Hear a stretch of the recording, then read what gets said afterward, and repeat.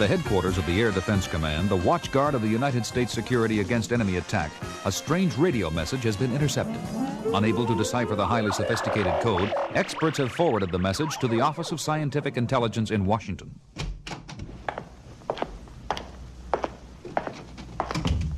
Steve, I'm glad you could make it. No problem, Oscar. I'm staying in town for the holidays. Steve, the Air Defense Command in Colorado Springs picked up an unusual radio message the other day on a restricted frequency.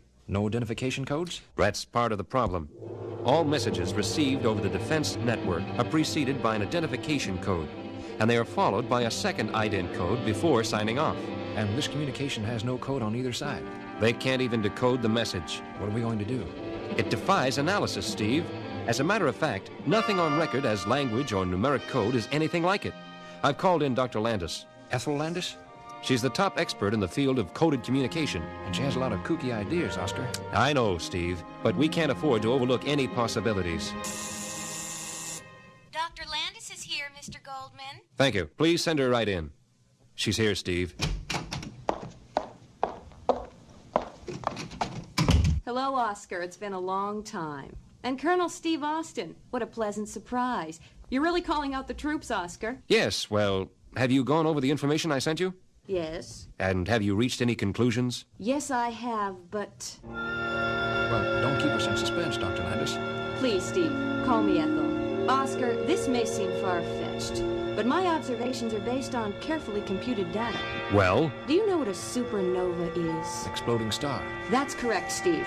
In this case, we are talking about the sun of a solar system similar to ours. I don't see... It's really very simple. Approximately 2,000 years ago, a large star appeared in the sky over the Middle East. Many scientists believe it was a supernova. What does this have to do with the radio messages? You won't believe this. Try me. Okay. I believe the messages are the final words to come from that solar system before their sun exploded. If that's true... Millions of people believe that was the guiding light to Bethlehem. It was.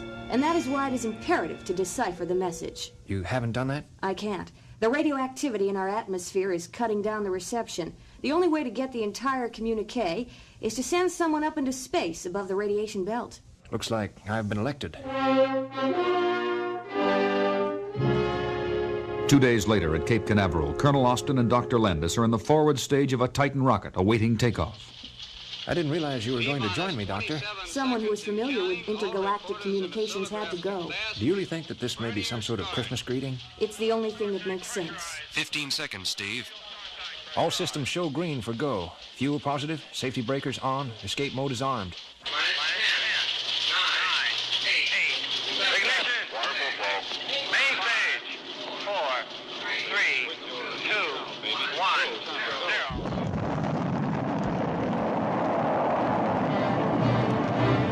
Ignition. We have ignition. We have a liftoff.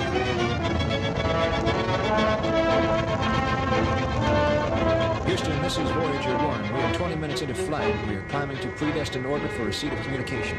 You are cleared for orbit climb, Voyager. Adjust speed to 1200 knots. Roll to 45 degrees left. Roger, Houston. Rolling to 45 degrees port. Speed to 1200. I'm starting to receive the message, Steve. I'll turn on the recorders. Steve, we show a trouble light down here. My panel is clear, Oscar. Everything seems fine. Check your guidance system. Left end gyros. Still negative, Oscar. We show trouble indicators.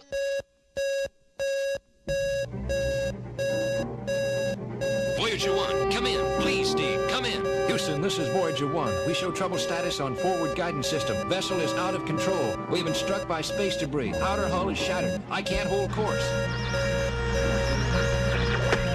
Voyager 1, this is Houston. Do you read? I repeat, Voyager 1, this is Houston. Do you copy? Steve, Dr. Landis, please answer.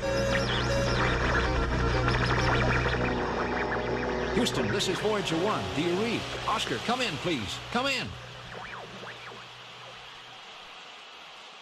It's no use, Steve. The radio's dead. What happens now? We drift For how long? until the end. There's nothing to be done, even with your bionics? I'm afraid we're helpless.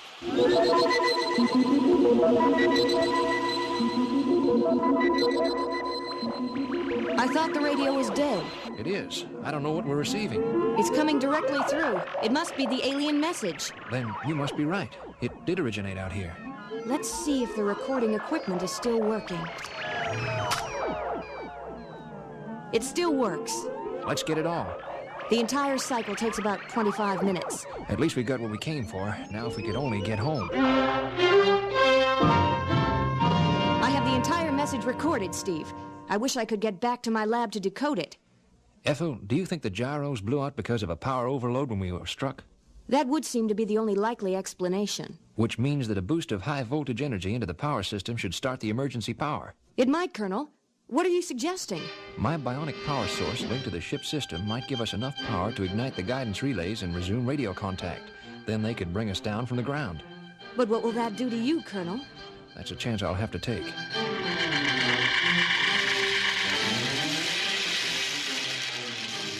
Colonel Austin. Steve, are you all right? Steve, answer me. Voyager 1, do you read? I repeat, Voyager 1, come in. This is Voyager 1. Colonel Austin is seriously injured. Please bring us home.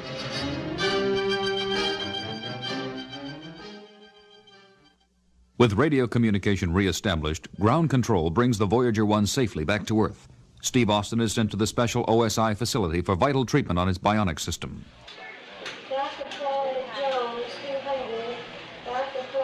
Hey, buddy. Merry Christmas, and welcome back to Earth. It's good to be back. That was a smart idea, plugging yourself into the ship's electrical system. It was a miracle. That's not the only miracle, Steve. What did you find, Ethel? It's very exciting. I've decoded the message. What does it say? First, let me say that I think it is from a solar system that no longer exists. It might have been a warning sent out by the inhabitants of the system when they realized their sun was going to explode. You mean the supernova? That's right, Oscar. What was the message? As close as I can interpret, it says, prepare for a new day. That's all? Yes, but what is really ironic is that the message is just reaching us now. What do you mean? My original theory was right. The supernova occurred exactly 2011 years ago, on the first Christmas Eve. Who is talking about miracles?